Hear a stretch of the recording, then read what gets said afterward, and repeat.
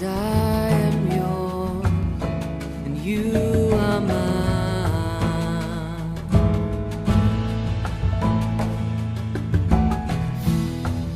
'Cause I am yours, you are mine. You are mine.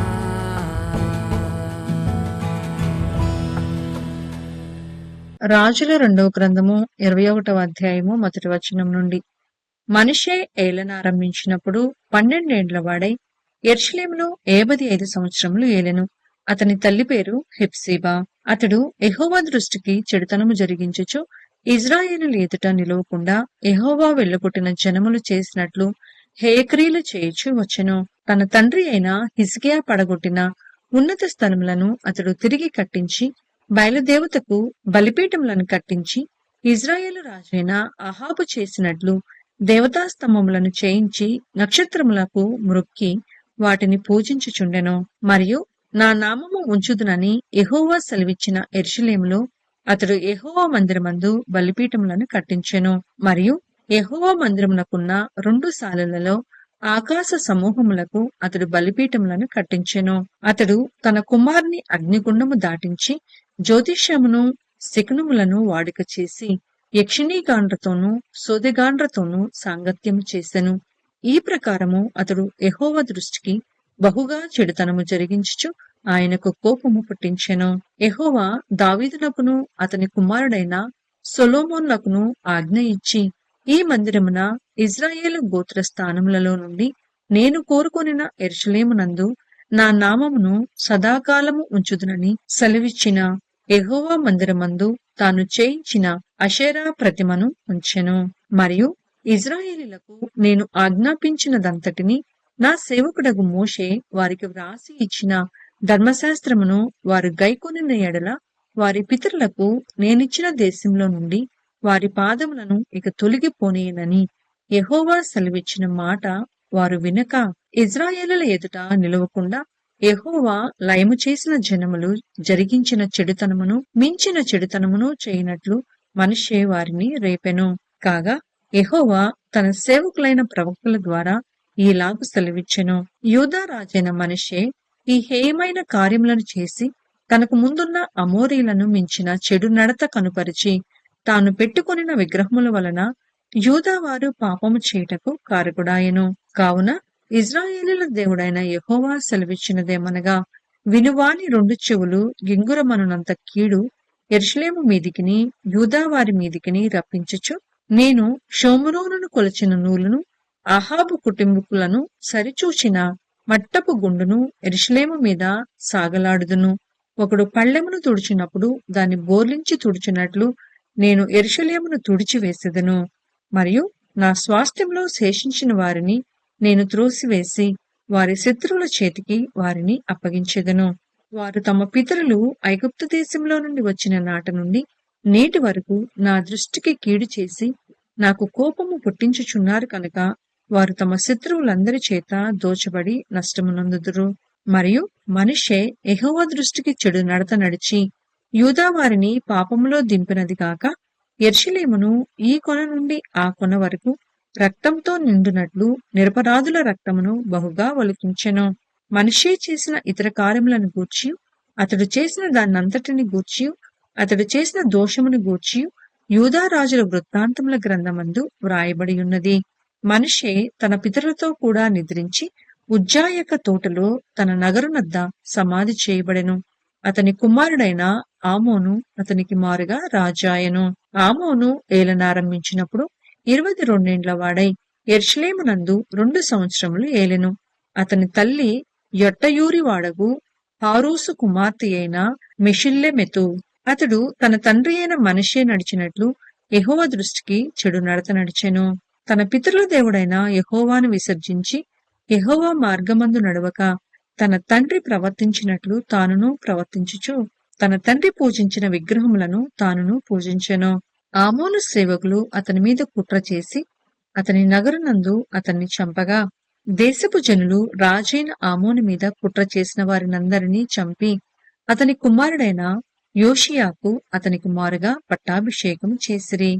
ఆమోను చేసిన ఇతర కార్యములను గూర్చి యూదారాజుల వృత్తాంతముల గ్రంథమందు వ్రాయబడి ఉన్నది.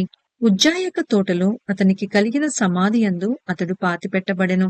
అతని కుమారుడైన యోషియా అతనికి మారుగా రాజాయెను. రాజుల 2వ గ్రంథము 22వ అధ్యాయము 1 వచనం నుండి. యోషియా ఏలనారంభించినప్పుడు 8 ఏండ్ల వాడై యెరూషలేమునందు 31 సంవత్సరములు ఏలెను. అతని తల్లి పొస్కతు ఊరివాడగు ఆదాయాకు కుమార్తె అయిన యొదీదా.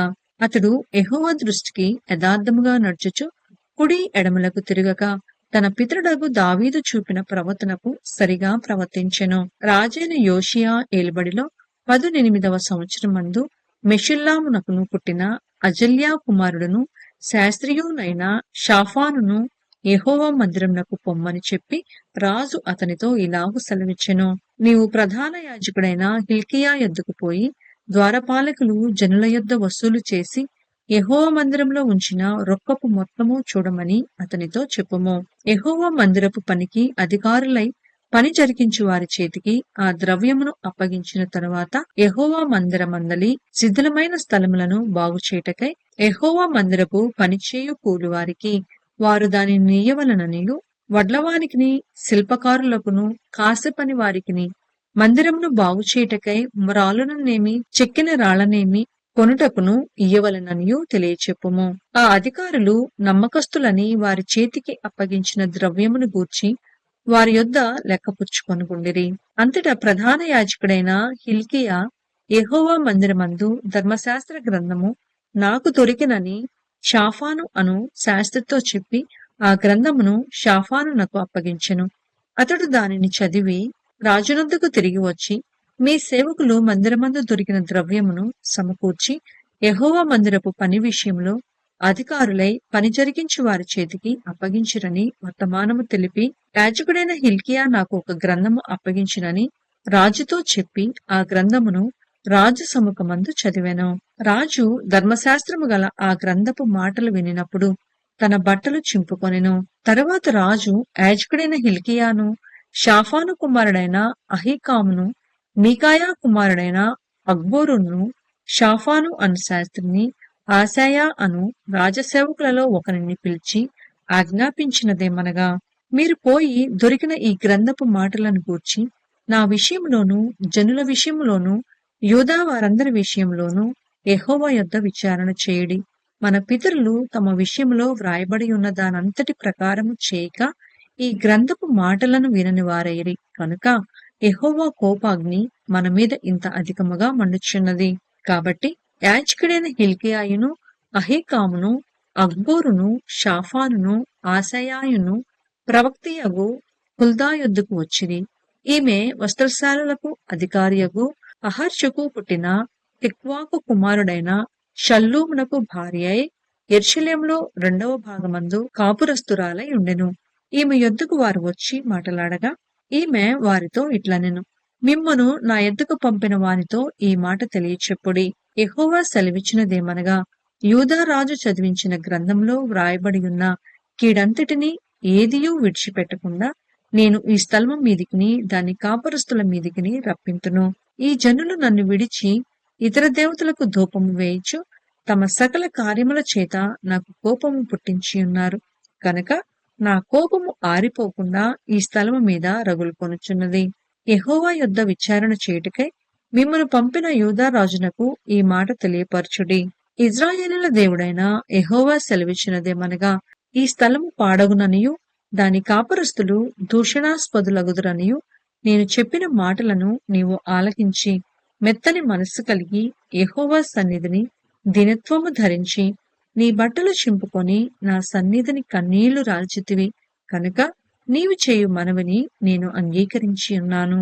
నేను నిన్ను నీ పితరుల యొద్ద చేర్చుతును. నీవు నెమ్మది నొందిన వాడవై సమాధికి చేర్చబడదువు. నేను ఈ స్థలము మీదికి రప్పింపబోవు కీడును నీవు నీ కనులతో చూడనే చూడవు. ఇదే యెహోవా వాక్కు. అంతటి వారు ఈ వర్తమానమును రాజునొద్దకు తెచ్చిరి.